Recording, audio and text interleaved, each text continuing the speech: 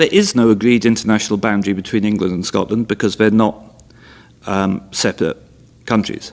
There's an administrative boundary which has existed for many years. I'm here now on the beach at Carnoustie, just down from the famous Carnoustie golf course.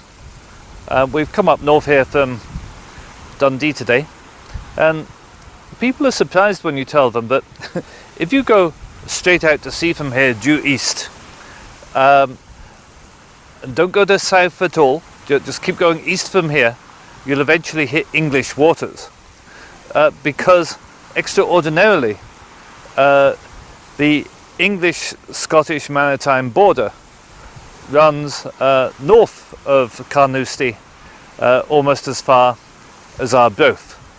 That amazes most people. Most people assume that it goes out due east from Berwick-upon-Tweed, and indeed it did. It did until 1999. The border was a line running due east from the mouth of the Tweed.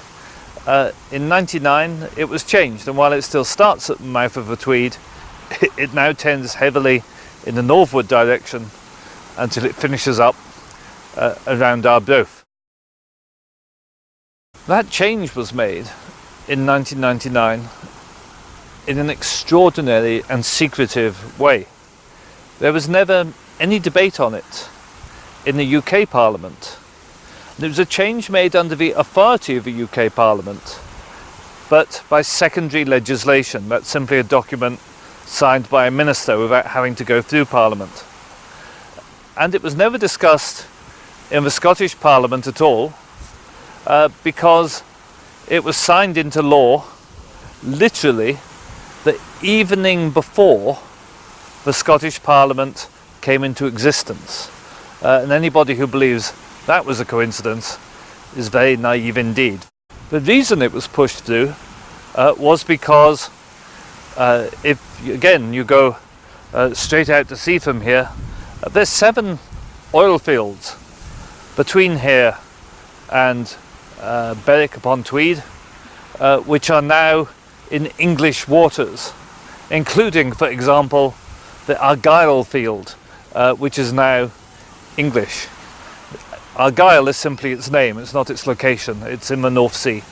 The reason this was done was deliberately to weaken the case for independence by moving some oil fields from Scotland into England, and to distort the revenue figures. When you see figures for GDP for Scotland and for England, remember 7 oil fields have been taken off Scotland's total and put into England's total by this change in 1999.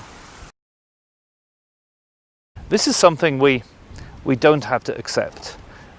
If Scotland becomes independent, we can renegotiate that boundary with England. We have to renegotiate that boundary with England and settle it back to something like the line of east to Berwick we had. If they remain obdurate in negotiations, then we have the options to go to the International Court of Justice or to the International Law of Sea Tribunal at The Hague. All of those are entirely possible, and as I say, I've actually I think participated in the negotiation of more maritime boundaries than any other living human being, and I'm absolutely confident that we would win.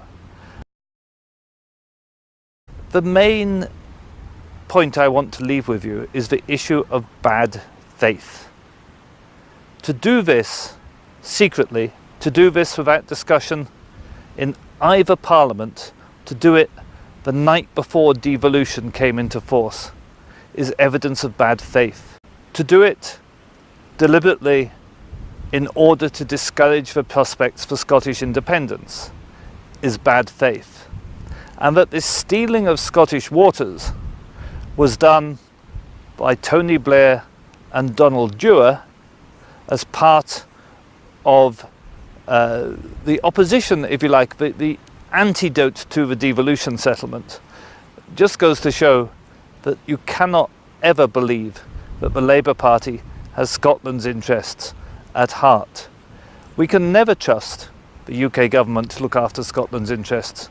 The only way to stop this kind of stitch-up in future is for Scotland to become an independent state.